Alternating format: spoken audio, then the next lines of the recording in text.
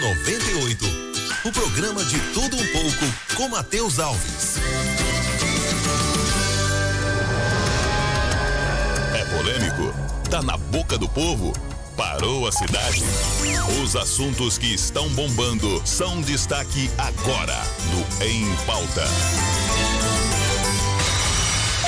Muito bem, são 19 horas pontualmente aqui na Rádio Clube 98, a marca da informação, e a partir de agora a gente entra no ar com a entrevista exclusiva com o deputado estadual Elismar Prado. Elismar Fernandes Prado, mais conhecido como Elismar Prado, nasceu em Uberlândia no dia 12 de agosto de 1972, é um político brasileiro filiado ao Partido Republicano da Ordem Social, o PROS, atualmente deputado estadual em Minas Gerais. Sociólogo e músico, foi eleito em 1998 diretor do Diretório Central dos Estudantes da UFO e foi diretor da União Nacional dos Estudantes, da UNE, de 2003 a 2004. Foi eleito vereador pelo Partido dos Trabalhadores em Uberlândia, foi deputado federal entre 2007 e 2011, sendo vice-líder do PT na Câmara dos Deputados. Em 2015, Elismar se desfiliou do PT e passou a integrar o PDT. Atualmente está filiado ao PROS. Elismar Prado é o entrevistado do Em Pauta desta quinta-feira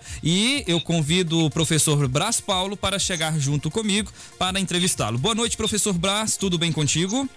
Boa noite, Matheus. Boa noite, Elismar. Alegria imensa ter você aqui. Tá ouvindo a gente bem? Boa noite. Tô ouvindo bem. Vocês me escutam bem aí? Sim, a gente ouve bem, sim. Tá bacana. Brás, a gente tá com o retorno do seu microfone. Quando você fala, faz um barulho. Não sei se talvez seja a conexão, alguma coisa. Pode estar muito alto o volume, deixa eu... Esses dias estava perfeito. Não sei o que está acontecendo, mas vamos lá. Não, tá tranquilo. Ele só dá essa interferência, Brás, quando você fala. Pode ficar à vontade, então. Brás Paulo chega, pode ficar à vontade. Brás. Beleza. Elismar, mais uma vez, então, alegria imensa falar com você. E as pessoas sempre têm uma curiosidade imensa a respeito do trabalho legislativo.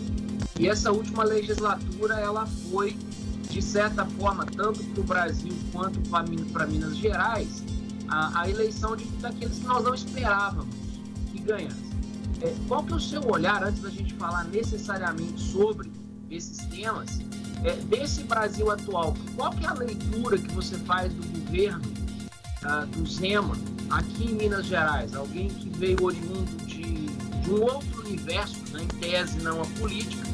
Ele realmente conseguiu governar de forma apartidária, independente dos antigos hábitos, dos antigos costumes, né? O pessoal se elegeu dentro de um contexto de um grande puritanismo. Somos bons e os demais não valem nada.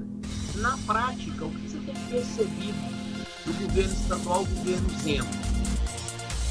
Olha, boa noite a todos aí da Rádio Clube 98, o professor Brás Paulo, Matheus Alves.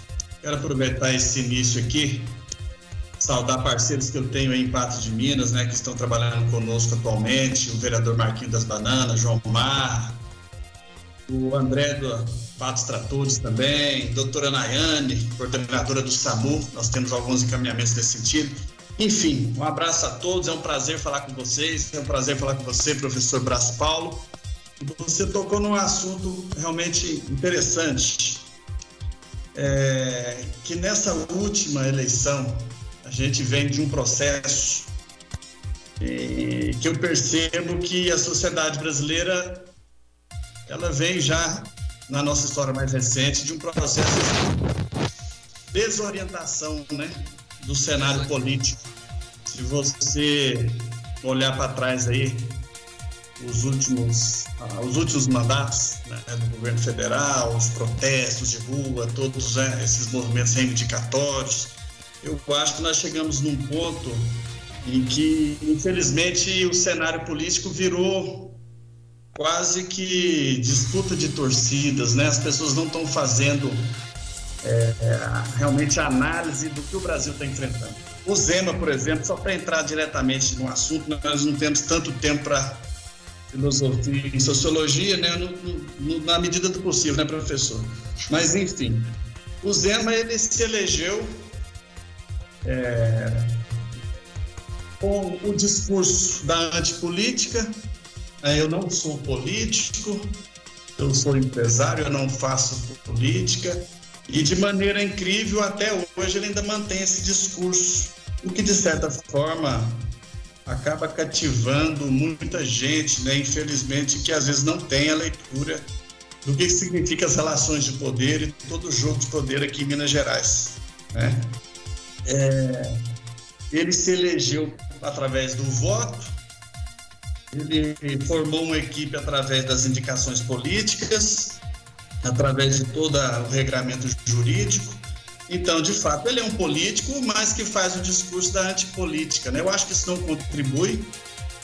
Nós vivemos um momento hoje de muito acirramento na relação entre legislativo e executivo, assembleia e governo estadual, né? Até por conta dessa falta de entendimento.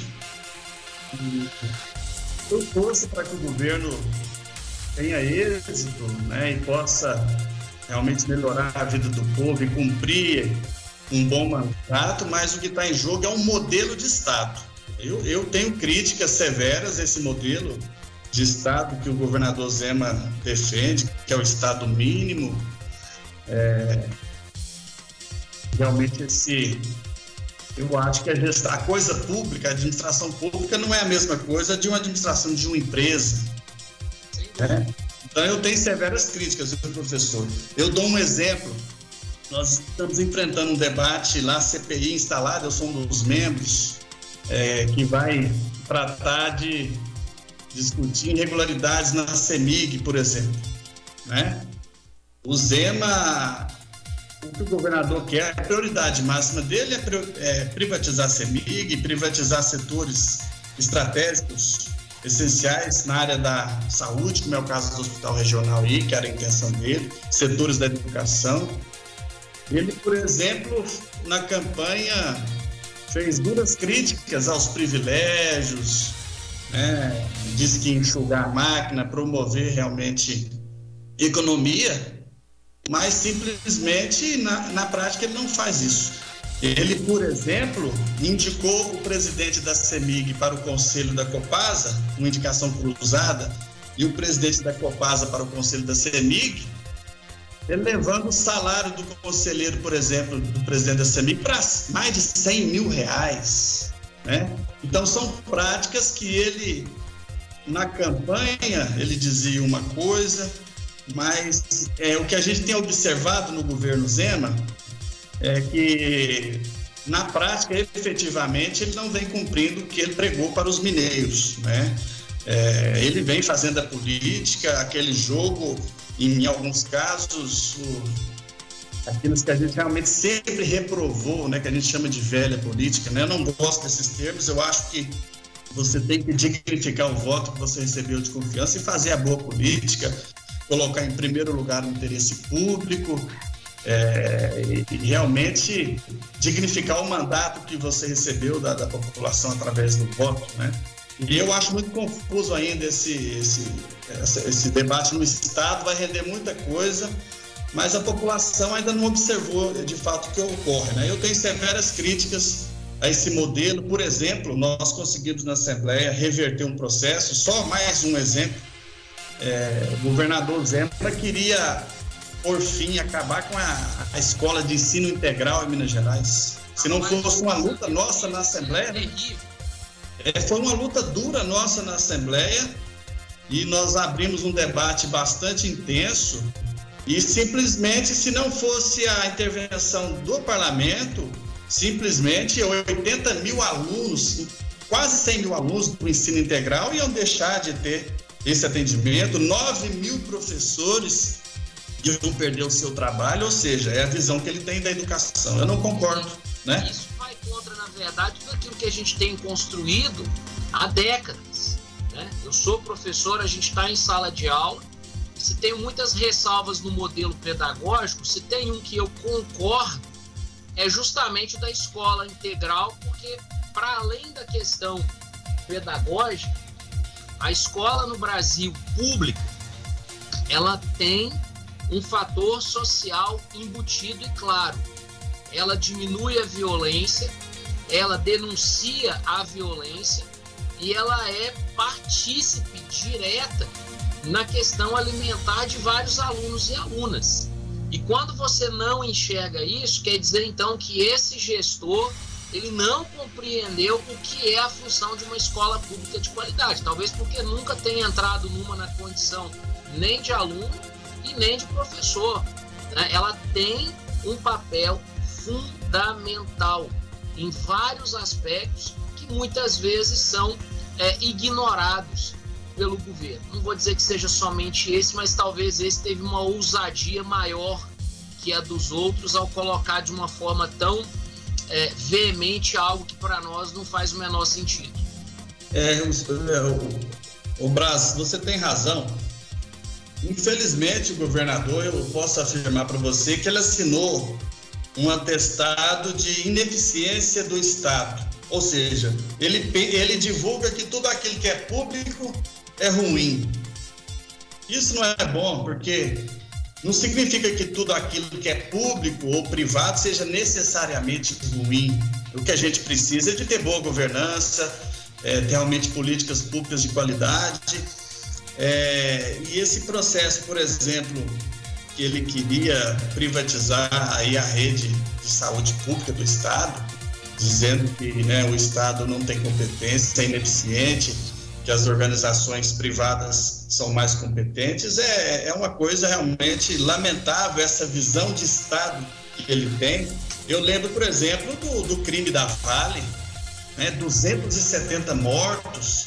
Olha, não é uma gestão privada, não é uma empresa privada. Então, eu acho que a gente não deve condenar antecipadamente nada que seja nem público ou privado, Agora, a coisa pública, nós temos os mecanismos de controle, temos o Ministério Público, temos a Assembleia, temos a imprensa que tem que ser, de fato, fiscalizadora, tem que ter liberdade para fiscalizar, para denunciar, mas o governador simplesmente assinar um atestado de ineficiência do Estado e criticar tudo aquilo que seja público, essa visão do Estado mínimo levado às últimas consequências, eu não concordo, isso não é bom, porque o que a gente tem observado que tem sido cortado no Estado são áreas estratégicas, educação, saúde, segurança pública, E ele não mexe em outros setores. Por exemplo, nós temos mais de 4 mil regimes especiais de tributação no Estado. Grandes empresas, é uma verdadeira caixa preta, são grandes empresas que têm concessões tributárias do Estado, que têm descontos de 50% de ICMS ou de 100%, que negociam livremente os seus impostos, mas o povo trabalhador, ele simplesmente, se não pagar a sua conta de água, é cortada, se não pagar a sua conta de luz, é cortada. A maior carga tributária do Estado, o ICMS nosso, que é o mais caro do país, incide principalmente nos serviços essenciais, energia elétrica, água, no combustível, preço dos combustíveis, e ele não mexe em outros setores, simplesmente mantém regimes especiais para grandes grupos econômicos, e o trabalhador realmente que banca esse Estado é que é sacrificado. Então é essa visão de Estado que está em jogo, que as pessoas ainda não conseguiram observar, Eu não sou daquele time de quanto pior, melhor, não. Eu aprovo muitos projetos do governador Zema, todos aqueles que a gente percebe que são projetos bons e de interesse público.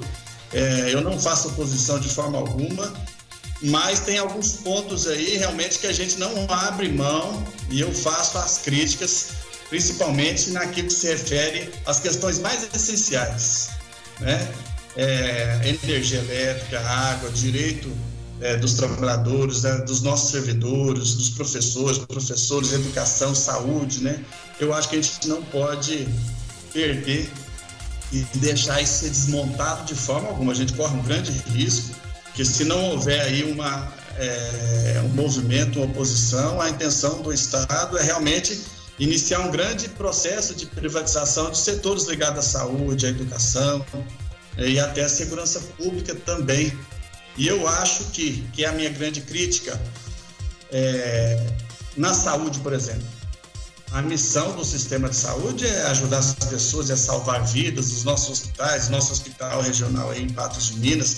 Agora, quando você entrega esses setores estratégicos para iniciativa privada, o que vai prevalecer é a lógica do capital, do lucro. Esse pessoal quer ganhar dinheiro, eles não estão preocupados com a qualidade de vida do povo, né?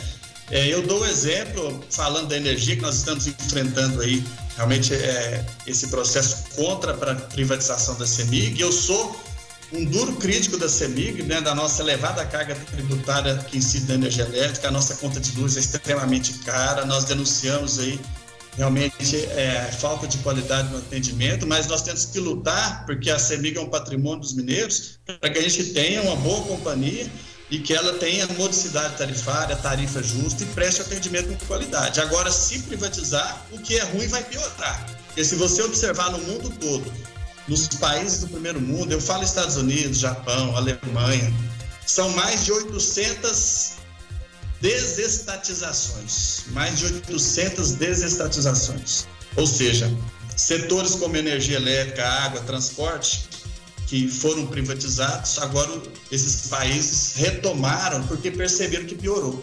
Ficou mais caro, ficou pior e a população sofreu. São setores estratégicos. Agora o governador Romeu Zema quer fazer, está na contramão do que acontece no mundo todo. Eu estou falando de países capitalistas, né? Que eles não abrem mão de controlar os setores estratégicos para o Estado, como é o caso do transporte público, fornecimento de energia, tratamento de água, de esgoto, né? Enfim. E a gente não pode abrir mão desses setores, porque o que foi demonstrado no mundo todo é que piorou, a população foi mais sacrificada, porque essas empresas almejam lucro acima de tudo. Elas não vão levar energia elétrica, por exemplo, para uma pequena comunidade rural, para um pequeno município, para um pequeno lugarejo. Elas não vão ter compromisso com projetos sociais, simplesmente vão atuar só naqueles setores que vão conferir altos lucros, né? Essa é a nossa crítica, inclusive, quando se trata de saúde, porque o governador queria, sim, abrir um processo que ia desencadear, inclusive, aí na entrega do Hospital Regional de Patos de Minas para uma organização social, né? Então, Elismar, sobre isso, e já engatando daqui a pouco sobre a questão da 365, nós temos algo que é muito, muito traumático para nós, porque a gente teve uma realidade aqui. O único hospital que sobrou atendendo o SUS, que era o São Lucas, num dado momento que nós tivemos a intervenção de uma, entre aspas, OS, né, de propriedade do senhor Rui Muniz, aí o caos se instalou e nós pagamos um preço alto, e a consequência disso é que hoje a gente nem consegue ter mais o hospital viável. Na verdade, ele acabou de romper com o SUS, consequentemente com a prefeitura. O hospital regional na iminência de passar por uma, vamos dizer, terceirização de forma quase que imposta. Eu acho que a palavra é essa. Os próprios prefeitos da região dizem que concordam, mas eles concordam porque eles têm medo da retaliação, então ninguém teve ali a coragem para se rebelar, e acho que nesse aspecto o legislativo tem um aspecto fundamental, e a independência do legislativo é fundamental, porque o prefeito ele fica realmente acuado, porque ele tem receio de ficar fora das questões das obras, dos repasses, dos pedidos, e, enfim, eu entendo, embora não concorde, eu entendo a questão dos prefeitos, e entendo também, nesse contexto, que a saúde, se ela não for olhada para além do lucro, a situação ficará ainda mais dramática, ficará ainda pior, e as consequências são imprevisíveis. Por outro lado, quando a gente vê essa realidade do transporte, quando a gente fala, por exemplo, da 365, que é um sonho muito antigo, a chamada duplicação, aparentemente essa duplicação não virá. O que virá também vai ser custeado por nós, porque a gente está falando em 2 praças de pedágio, e nós estamos falando aí, não numa duplicação, mas a gente está falando em cortes e recortes que iriam melhorar esse fluxo de trânsito. Honestamente, uma engenharia bem feita me agrada, ok, mas eu acho que talvez o que foi prometido não é o que está sendo entregue, né? O que o senhor tem a acrescentar para nós que talvez a gente não esteja sabendo, Elismar? O deputado, antes do senhor começar a falar, tem uma matéria que foi divulgada pelo G1 Triângulo, em que cita esse trecho que o senhor se posiciona. A audiência pública em Uberlândia detalha projeto de concessões de rodovias do Triângulo Mineiro. Cronograma de ação para a estadualização contempla trechos de 8 rodovias. Ministério Público Federal e deputado estadual pedem a retirada de uma das estradas. Prefeitura de Uberlândia entregou reivindicações. No encontro que é obrigatório para a concessão das estradas, o deputado estadual Elismar Prado pediu a retirada de um dos trechos do plano de privatização após recomendação do Ministério Público Federal. Já a Prefeitura de Uberlândia entregou reivindicações para as rodovias que passam pela cidade. De acordo com a CEINFRA, a intenção é transferir mais de 1.100 quilômetros de estradas que cortam o estado para a iniciativa privada. Somente no Triângulo Mineiro está prevista a concessão de 627,4 quilômetros durante 30 anos. No projeto, há a previsão de implantar 39 quilômetros da faixa adicional, a duplicação de 10 quilômetros da BR-365 e 347 quilômetros de acostamento, além da implantação de praças de pedágio. Ainda segundo a pasta, há uma média histórica de 393 acidentes por ano no lote do Triângulo Mineiro, que além das vítimas também representam um gasto para o próprio estado.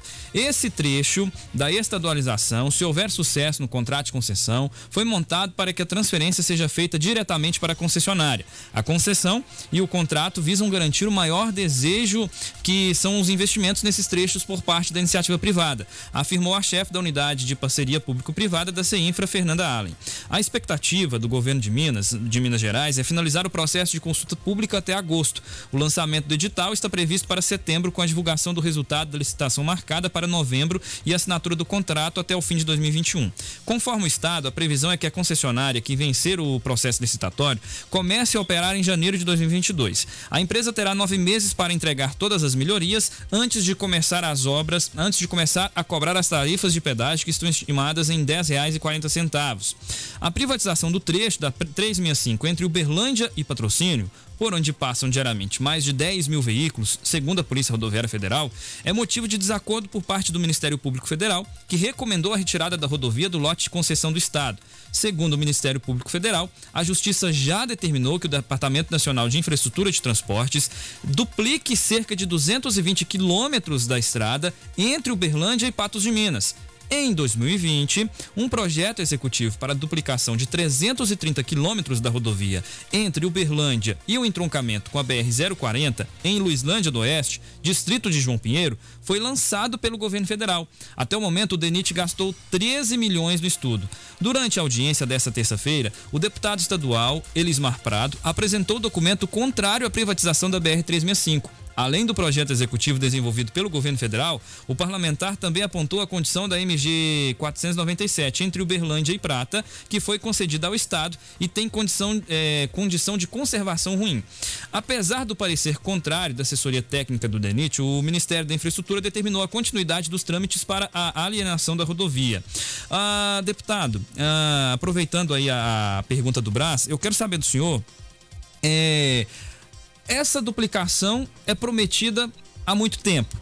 Aí, uma deputada de Patrocínio, a Grace Elias, divulga isso na imprensa, à torto e à direita, dizendo que a duplicação vai acontecer e antes que era até Patrocínio, agora é até a 040, tem recomendação do Ministério Público, o governo federal já gastou 13 milhões com estudos técnicos, esses estudos que foram feitos, a gente acompanhou esses estudos técnicos como estudos de topografia, agora vem o Estado e quer interferir nessa ação do governo federal. Será que é ciúme do Zema porque Araxá não tá ali perto da 365 e duplicar a 365, Uberlândia, Patos de Minas é até 040? Isso vai gerar um desenvolvimento muito interessante para essa região. O que impede disso acontecer? Por que o Estado quer fazer isso? O senhor que está presente lá, aí eu gostaria de saber também por que o senhor é contrário a isso. O senhor se juntou ao Ministério Público Federal e são contrários. São contrários a essa privatização e pediu a retirada dos trechos do plano de privatização. Olha, Matheus, boa pergunta. Você falou aí grande parte da questão, né? Aí eu participei dessa audiência, foram 2 audiências, uma em Uberaba, outra em Uberlândia, que tratou de todo esse lote do Triângulo Mineiro, né, que envolve aí 627,4 quilômetros.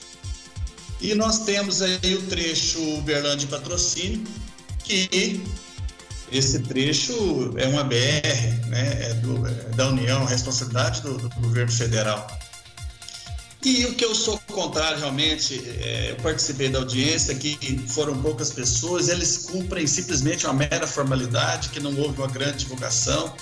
A lei determina que haja, né, que ocorra uma audiência pública para que, entre aspas, é como se a sociedade estivesse dando o aval, né? Teve audiência pública, o público foi ouvido, então eles estariam autorizados pela sociedade de tocar em frente o processo. É uma exigência legal, mas simplesmente não houve praticamente nenhum processo de participação popular, nem de transparência, e eu fui o único lá, representando inclusive o deputado federal Wellington Prado, para poder questionar aquele processo. Vocês estão me ouvindo? Sim. Sim. É porque sumiu para mim o vídeo aqui de vocês. Mas, enfim, naquela audiência, né, ali, naquele processo de consulta pública, eu me baseei muito no que o promotor, né, o procurador da República, o doutor Kleber Eustáquio Neves, que ele já há muito tempo se debruça sobre essas questões das rodovias aqui na região. Então, eu fiz levantamentos, inclusive acompanhando as posições do Procurador da República, né, do Ministério Público, Dr. Kleber Eustáquio, e do próprio DENIT, que são totalmente contra esse processo de transferência para o Estado. E nós demos o exemplo do que ocorre, por exemplo, na MG 497, que há cerca de 20 anos atrás, né, ela foi repassada da União para o Estado e foi a pior coisa que o Estado poderia ter feito, que a União poderia ter feito. São 20 anos de descaso, de promessas não cumpridas, de que iriam ali realmente fazer acostamento, duplicação e colocar a rodovia em boas condições. E a situação da MG 497 Uberlândia Prata é caótica. São 20 anos de descaso, de muitas mortes, acidentes graves. A situação ali daquela rodovia é realmente lamentável, não tem acostamento, cheia de buracos, é um perigo. E o Dr. Kleber levantou que, de fato, essa alienação, né, ele é totalmente contrário, esse repasse para o Estado, porque o Estado já ficou evidente que não tem condições financeiras de absorver esses trechos. E o pior de tudo, o Estado ele quer absorver só um trecho, porque ele não anunciou a duplicação de toda a rodovia, porque ele está, né, fatiando isso. São apenas 10 quilômetros que foram anunciados, apenas 10 quilômetros. Ali a instalação de 2 praças de pedágio, mais de R$10. E ele ainda alega que foi feito um estudo de viabilidade, está aqui. Eu tenho esse estudo aqui, essa informação do edital, que eles fizeram um estudo e que esse valor de R$10,20 levou em consideração a capacidade de pagamento da população dessa região. Isso é lamentável, ainda mais nesse momento de pandemia, de crise, as pessoas sem renda, sem trabalho. Eles fizeram um estudo dizendo que as pessoas têm condição de pagar mais de R$10 num trecho que vai ter 10 quilômetros de duplicação apenas, né? Porque o Estado não anuncia a duplicação de todo o trecho. Então tem alguma coisa estranha por trás dessa história, né? E aí você levantou o questionamento e eu não sei exatamente o que seria isso, né? Porque eu acho que pode ter indícios, eu digo por minha conta mesmo, graves indícios de favorecimento a certas empresas, para explorar esse trecho, indícios de corrupção mesmo, porque não tem lógica, né? Eles vão receber aí a concessão de 30 anos, estão prometendo que vão duplicar apenas 10 quilômetros, já foram questionados, indagados se vão fazer depois ampliar, e isso ficou a perder de vista. Não, temos 30 anos para fazer isso, quando será feito? Né? Então nós questionamos e apresentamos algumas contribuições técnicas que foram protocoladas lá na audiência, E muita coisa foi embasada até nos próprios questionamentos do procurador da República, o Dr. Kleber. Uma das questões ele deu esse exemplo do Prata. Nós temos outros pontos aqui, por exemplo, são problemas que foram apontados, né? Ele falou que é evidente que o Estado não tem condições financeiras de absorver a rodovia, sequer cumpriu promessa de duplicação de rodovias já estadualizadas, como a MG 497 em Uberlândia e Prata. Um outro ponto, você tocou aí, o Ministério da Infraestrutura já iniciou e desenvolve projeto de adequação de capacidade da 365, um gasto de 14 milhões, já gastaram 14 milhões, portanto não justifica essa estadualização e privatização pelo Estado. 3. A estadualização implica em grave redução de investimento por parte da União, o que aconteceu lá na MG 497. Se ela passa para o Estado, a União fica desobrigada. Então não vai, né?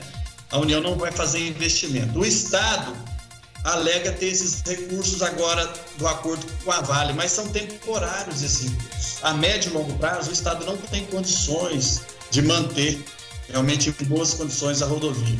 Outro ponto, o projeto não atende a demanda da região porque o Estado sequer defende a duplicação de toda a rodovia, já falei nisso.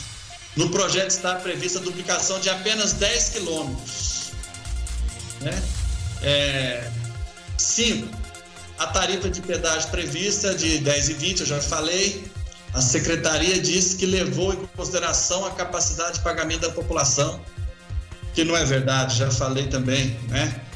E a gente sabe, né, Brás, que o preço do pedágio, ele incide no preço dos alimentos, dos remédios, dos combustíveis. A população é que acaba pagando o pato, porque tudo isso cai na conta do bolso do trabalhador, porque o que ele paga, tudo isso é embutido no preço de mercadorias e de serviços, né? Um outro ponto. Não, uma coisa que eu acho que é importante, nós temos uma grande audiência e várias cidades do Alto Paranaíba estão nos ouvindo, é que isso foi vendido como uma grande panaceia, foi nos vendido como se fosse o cumprimento de uma promessa histórica. E quando a gente coloca uma lupa nessa situação, parece mais uma maquiada no processo, parece mais algo que, no final das contas, somos nós, enquanto cidadãos, é que estamos, na verdade, pagando tudo isso. O que o Estado está fazendo seria organizar o processo, mas não passa disso. Eu, pessoalmente, não sou totalmente contra a questão do pedágio em si, por questão pessoal mesmo, porque às vezes que eu tive que usar uma estrada e por vezes pagar um pedágio, até por uma questão de segurança, porque quando eu viajo normalmente eu estou com a minha família, me parece que é um preço que a gente paga relativamente satisfeito quando você tem vias boas, como aquelas que eu encontro, por exemplo, quando eu vou para São Paulo. Mas da forma que está colocada, parece que a empresa, na verdade, ela está ganhando um caça-níquel, porque ela vai investir pouco e ganha muito. Ela vai ter uma entrada constante, um fluxo financeiro muito bom, porém as melhorias até então do que o senhor está falando, do que eu já havia percebido, são questões mínimas. Vão se fazer adequações, vão manter a pista ok, e é só isso. Não se vê uma questão a médio e longo prazo de um grande ganho para a população. Ou eu estou enganado nesse aspecto? Você tem toda a razão, professor Brás. Eu também sou favorável à concessão que seja federal. Para que você vai passar o trecho para o Estado primeiro? Não tem sentido nisso. E essas concessões devem estar ligadas, porque a rodovia já é federal, devem estar ligadas ao Ministério de Infraestrutura, ao DENIT, né? Eu também acho que a gente pode sim ter uma praça de pedágio, que o preço seja justo e a empresa cumpra os contratos e que mantenha a rodovia em boas condições, né? Que ela realmente faça investimentos, não simplesmente tire o dinheiro do bolso do povo e não faça investimento, como é o caso de algumas praças que nós temos aí pelo país. Então nós não podemos admitir, por exemplo, eu tenho outro ponto aqui, e é um questionamento do Ministério Público também, que fala o seguinte: não tem obrigação no contrato, não tem obrigação de atendimento pré-hospitalar pela concessionária para remoção e atendimento inicial de acidentados. Outra coisa, a localização das praças não podem dividir cidades ou comunidades próximas, porque é uma coisa que eles fazem muito. Nós temos uma coisa que chama DUF, que é o desconto do usuário frequente, que é aquele que é ali da localidade, sim, que está próximo. Tem que pagar todo dia, né? Então, é preciso que isso esteja claro no contrato, né? Essas pessoas têm que ter um desconto ampliado, né? E a gente quer que inclua nesse contrato, para o desconto dessas pessoas que fazem uso frequente, de veículos comerciais leves, motocicletas, meio alternativo de pagamento ao sistema de cobrança eletrônica. Nada disso está previsto no contrato. Você imagina, são pessoas que estão na localidade levando insumo para lá, para cá, mão de obra, serviço, né? E como isso vai ficar? Tem que estar de maneira muito clara no contrato, tudo isso. E não está, simplesmente não está, são questionamentos que o Ministério Público fez. A concessionária tem que ter obrigação com os trechos rodoviários urbanos. Outro problema, como ficam os trechos rodoviários urbanos, que nós percebemos em outras situações, que sempre tem aí demandas judiciais, por exemplo, para a iluminação pública, monitoramento, manutenção, implantação de melhoria, custos de energia elétrica, né? Muitas vezes as empresas concessionárias, elas não querem pagar esses custos e deixam tudo para o município pagar aqueles trechos que passam ali no setor, no perímetro urbano, e nada disso está claramente colocado no contrato de concessão. Então, são esses pontos que foram levantados pelo Ministério Público Federal, pelo DENIT, que nos chamou a atenção. E eu espero que eles levem em consideração as contribuições que nós apresentamos, e que eu acho que o mais importante é barrar aí esse processo de transferência para o Estado e depois realmente brigar para que haja uma concessão federal, que haja um contrato justo, que haja investimentos de peso aí na melhoria das condições de tráfego na rodovia, que faça todos os investimentos necessários e que haja um pedágio, um preço justo, que a população, realmente, como você falou, a população paga sim, mas desde que seja justo e desde que o dinheiro seja bem aplicado, que haja fiscalização.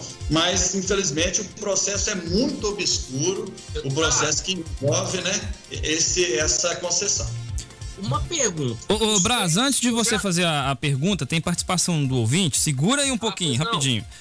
Eu tenho que a participação do Cristiano. O Cristiano está aqui participando conosco.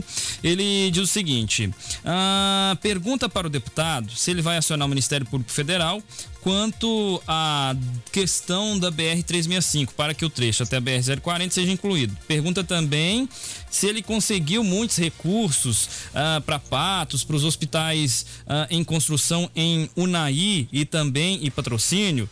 Poderia ajudar a Santa Casa de Patos de Minas, reivindicar recursos junto à Secretaria de Estado de Saúde. Ele, sendo irmão do Wellington Prado, eles têm uma ligação muito próxima. O Wellington Prado, sendo deputado federal, consegue estar junto com ele para trazer recursos para a nossa região. Como eu acompanho o trabalho do senhor, eu sei que o senhor traz muito recurso para Guimarães, Presidente Olegário, está contribuindo com o Hospital do Amor em Patrocínio. Enfim, é a pergunta do Cristiano. O Hélio está aqui participando conosco, aí eu peço ao senhor, deputado, que o senhor vai anotando aí. O ouvinte pode participar conosco, seja por telefone ou por WhatsApp. O nosso telefone do WhatsApp e do telefone fixo, que está liberado para você perguntar, é 3818-1798. 3818-1798. O Hélio, boa noite, Matheus Alves, Braz Paulo, deputado Elismar Prado. Temos muitas estradas alternativas para fugirmos dessas praças de pedágio. E aqui eu quero colocar meu posicionamento. Eu discordo tanto do Braz quanto do senhor. Eu não acho que tem que colocar pedágio, não. Eu sou daquele que já não confia mais, porque a 040 era uma promessa. E a gente tem só pequenos trechos da 040 duplicados. E pedágios em São Gonçalo da Baeté, pedágio em João Pinheiro, pedágio em Paracatu, pedágio em Cristalina. Para ir para Brasília, você gasta mais com pedágio do que com combustível. coisa é essa? Então, ou seja, é claro que eu exagerei, né, gente? Não é bem assim, porque Brasília são 400 quilômetros, são 4 pedágios daqui até lá. Mas é um dinheiro que é gasto e a gente não vê melhorias de fato na BR. A gente vê alguns postos de atendimento, ótimo. Alguns locais em que antes não havia sinal de telefonia, agora tem. Mas tem praças de pedágio. Mas a promessa era duplicar. Por que não duplicou? Por que essa enrolação até hoje? porque agora... como é que é, gente? Não é solicitou falência, não, mas pediu falência. Então... sabe? Então, eu não sou muito favorável a essas praças de pedágio, não. Certamente a nossa região é uma região agrícola. Esse estudo pode ter sido assertivo nesse ponto de que, por ser uma região agrícola, ela tem aí a média salarial um pouco mais alta. Mas espera aí.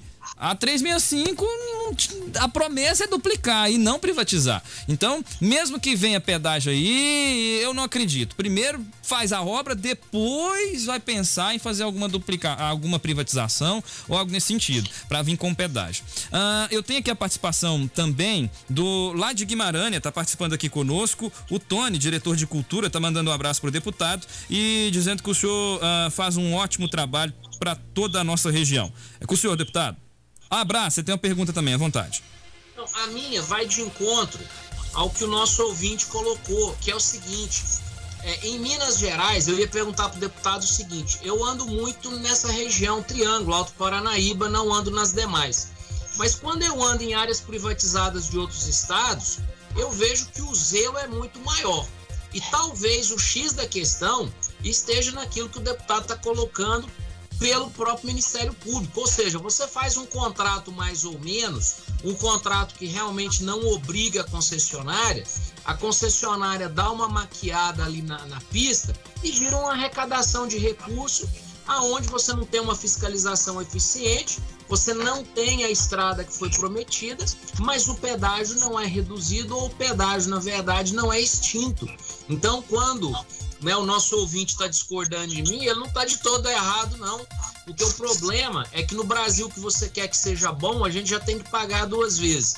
Mas em Minas Gerais parece que você paga, mesmo pagando dobrado, o serviço ainda é ruim. Será que eu estou enganado ou é uma impressão minha? Deputado, fica à vontade. Ô Brás, eu vou começar pelo Cristiano.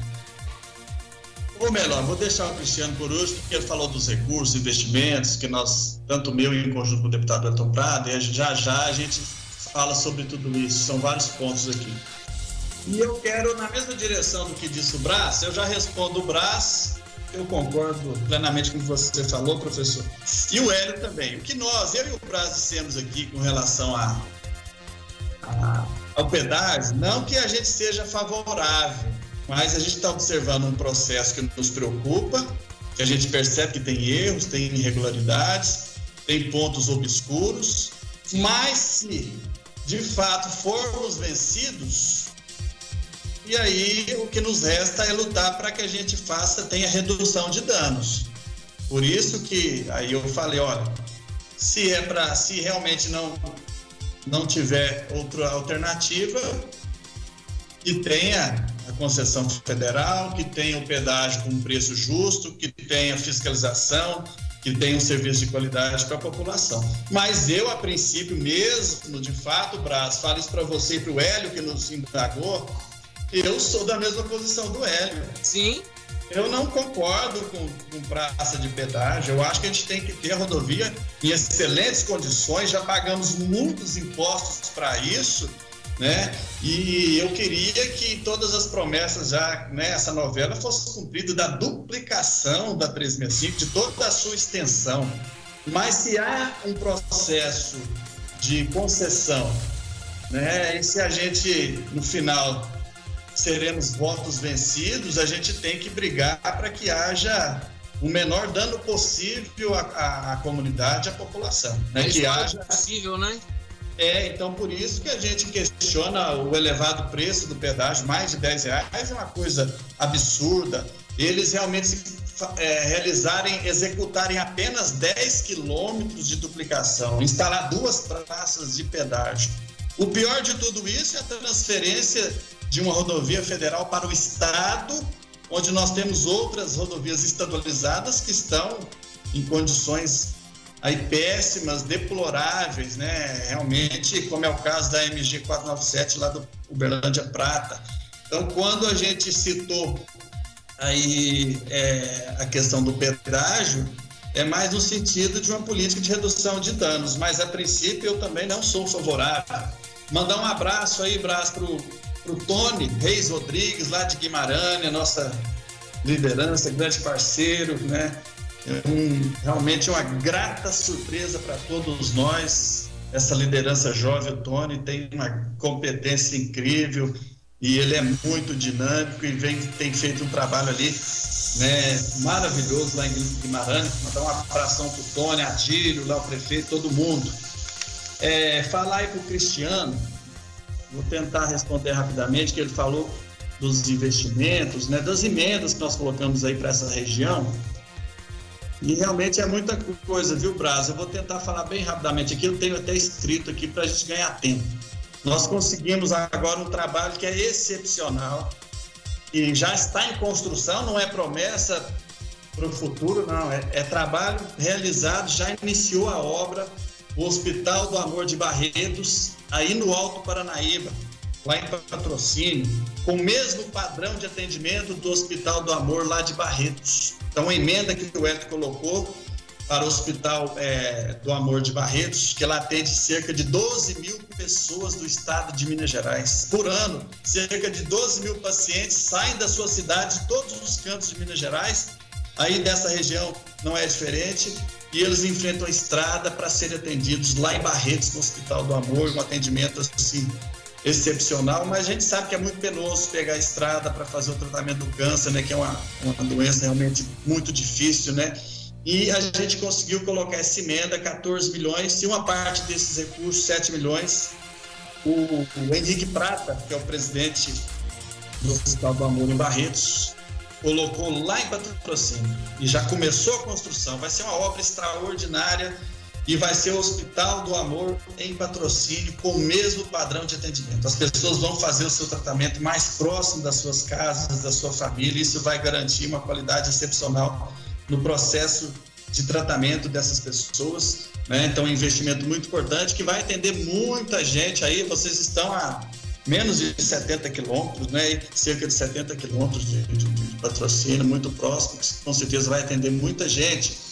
Nós temos emendas também positivas em parceria com o deputado Wellington Prado, por exemplo, aí, e que foram atendendo inclusive aí solicitações dos vereadores, o Marquinhos das Bananas, o João Marra, né? Aí para Patos de Minas, 50 mil para a PAI, já recebeu, né? A PAI, que faz um trabalho fantástico. Equipamentos para o Corpo de Bombeiros aí de Patos de Minas, foi 100 mil reais. 200 mil para atendimento dos pacientes com câncer, esse foi para a saúde de Patos de Minas também, 200 mil reais. O deputado Wellington Prado destinou 250 mil para a sede do PROCON em Patos de Minas, que é muito importante o PROCON ter melhores condições para atender a população aí na defesa do consumidor. E o PROCON daqui trabalha, hein? É muita coisa, né? Isso é uma solicitação aí dos nossos vereadores e também do coordenador do PROCON, Rafael Godinho, né? E nós temos investimentos, por exemplo, ambulâncias, UTI móvel, né? O que mais que tem aqui? E na região toda aí, por exemplo, proteção animal, o Castramóvel em Patrocínio, a Associação de Direitos dos Animais aí de 100 mil reais, 100 mil reais para a PAI de Patrocínio também, Castramóvel em Carmo do Paranaíba, Cruzeiro da Fortaleza, 700 mil reais para obras de pavimentação da rodovia municipal Professora Lília Romão, enfrentamento do Covid também, recursos, Grupo Iara, 540 mil, Nova Ponte, 400 mil, Monte Carmelo, 300 mil, Guimarães, 400, Lagoa Formosa, 300. Tem muita coisa em Santa Juliana, Coromandel, Araxá, Perdizes. Nós temos investimentos aí, Brasil, em todas essas cidades aí dessa região, em Patos de Minas. E nós vamos levar mais investimentos muito em breve, viu? Atenderemos novas solicitações aí do Marquinhos das Bananas e do João Marra também, que estão direcionando aí solicitações ao meu gabinete, bem como também do deputado federal Wellington Prado, viu, Brás? Bacana. Deputado, eu recebi uma ligação agora há pouco do diretor do PROCON. Ele inclusive está mandando um abraço para o senhor e está parabenizando pelo trabalho. PROCON de Patos de Minas, Rafael Godinho. Eu tenho a participação do ouvinte aqui junto conosco, deixa eu ver aqui a participação do ouvinte perguntando a respeito do hospital regional. O Marcos perguntando qual foi o posicionamento do senhor perante a terceirização do hospital regional e o teste de uma OS que o senhor governador quis fazer em uma das melhores unidades hospitalares do estado de Minas Gerais. Olha, eu fui totalmente contra esse processo inaugurado pelo governador e nós tentamos impedir, espero que a gente tenha conseguido, né, que nós aprovamos um projeto que é o PL 1088, de autoria do deputado professor Cleiton, 1088 de 2019. Ele já vinha tramitando desde 2019 e esse projeto, ele fala assim, tentando resumir o que dispõe o projeto, nós aprovamos em primeiro turno, aprovamos ontem em segundo turno e ele vai para a sanção do governador. A gente espera que o governador respeite todo o movimento da saúde de Minas Gerais, respeite a Assembleia, todos os deputados que votaram favoravelmente a esse projeto e agora cabe ao governador respeitar o povo de Minas Gerais e sancionar, porque ele tem o direito, o governador, de vetar e se ele vetar, o veto vai ao plenário e a gente precisa derrubar o veto. Enfim, o projeto foi aprovado no segundo turno e ele diz o seguinte, ele veda a celebração de contrato de gestão com organização social, as OS, né, na área da saúde, e veda também, impede termo de colaboração com a OS da educação. Na prática, esse projeto visa, que aprovamos no segundo turno, visa impedir a terceirização, não só do Hospital Regional de Patos, mas de toda a rede hospitalar da FEMIG no estado de Minas Gerais, e também ele abarca também a questão da segurança, né, dos nossos agentes socioeducativos aí, que correriam o risco também de sofrer processo de terceirização na área da segurança pública, tanto segurança, educação e saúde. Então, a minha posição foi essa, né, defendendo os nossos servidores, defendendo investimento público. Se o governador tem queixas, ele que trabalhe para colocar mais investimentos, melhorar a gestão, melhorar mecanismos de controle e não colocar, né, como eu disse, ele assinou um atestado de ineficiência, dizendo que o Estado não tem condições e que o Estado, tudo aquilo que é público é ruim. Isso é um desrespeito aos nossos professores, professoras, aos nossos servidores em geral, que dão sangue, dão a sua vida aí para poder realmente atender a população. Eu acho que essa não é a visão. Esse modelo de Estado que eles defendem não é o que eu defendo. E esse foi o meu posicionamento. Eu acho que setores como educação, saúde, eu falei aqui de energia elétrica, de água, segurança pública, são setores fundamentais e mais do que essenciais, né, que eu acho que tem que estar na mão do Estado. Ele não deve passar esse tipo de setor para a iniciativa privada. Como eu disse, a lógica é do mercado, eles vão querer o lucro, né, e não salvar vidas e não atender a nossa população. Então esse foi o meu posicionamento. O projeto foi aprovado em segundo turno, fizemos a nossa parte, parabenizo todos que participaram dessa mobilização e espero agora que o governador respeite o que foi aprovado e possa sancionar para que a gente tenha segurança de fato de que o hospital regional vai estar protegido, né? E se ele vetar, teremos aí o trabalho de derrubar o veto do governador. Espero que isso não aconteça. Braço. Bacana. Ô, Matheus, eu não sei se tem mais pergunta da minha parte, até porque hoje a prosa foi boa e a gente já tem quase uma hora aí no ar e eu sei que o deputado tem que descansar também, que amanhã é cedo. Mas da minha parte, eu espero que nós consigamos conversar em outras oportunidades. Esse canal aberto é importantíssimo. O povo de Patos e da região tem muita sede daquilo que acontece, tanto regionalmente quanto em Belo Horizonte. E aqueles boletins, acontecimentos que forem relevantes, o Wellington, Elismar, desculpa, manda para nós via assessoria, coloca para que a gente possa estar comunicando as pessoas. Eu queria muito ter falado mais da questão da CEMIG, mas nosso tempo, ele realmente agora, né, acabou, mas eu acho importantíssimo fazer esse olhar sobre a CEMIG. Eu, inclusive, tenho um quadro que se chama Opinião e a minha fala foi justamente sobre como que o governador fez tudo o contrário do que ele falou antes. Nós temos aqui na nossa região grandes empresários, pessoas ligadas ao agronegócio que estão pagando uma fortuna de gerador elétrico porque a CEMIG não consegue entregar energia. E aí nós precisamos de respostas a curto e médio prazo, e você entra nessa esfera de que, quando a gente privatizar vai melhorar. O problema é ser estatal. Quando? E esse quanto, na verdade, ele me parece uma grande cortina de fumaça. Porque muitas ações já poderiam ter sido utilizadas, já poderiam ter sido adotadas, e a gente não precisaria ficar nessa ilusão de que quando privatizar vai melhorar, aonde você vai ter menos recursos para fazer a mesma coisa. Eu acho que essa conta não fecha nunca. Viu, Elismar? Ô, Braz, então quero te agradecer, o Wesley também, a Rádio Clube. Só para falar muito rapidamente da CEMIG, nós conseguimos, juntamente com o deputado Elton Prado, na audiência pública lá na ANEEL, suspender por 2 anos consecutivos, o ano passado e esse ano, o reajuste, porque a CEMIG queria 18% de aumento. Nós conseguimos na justiça, inclusive, foi reconhecido, a CEMIG está devendo para o povo de Minas Gerais 6 bilhões.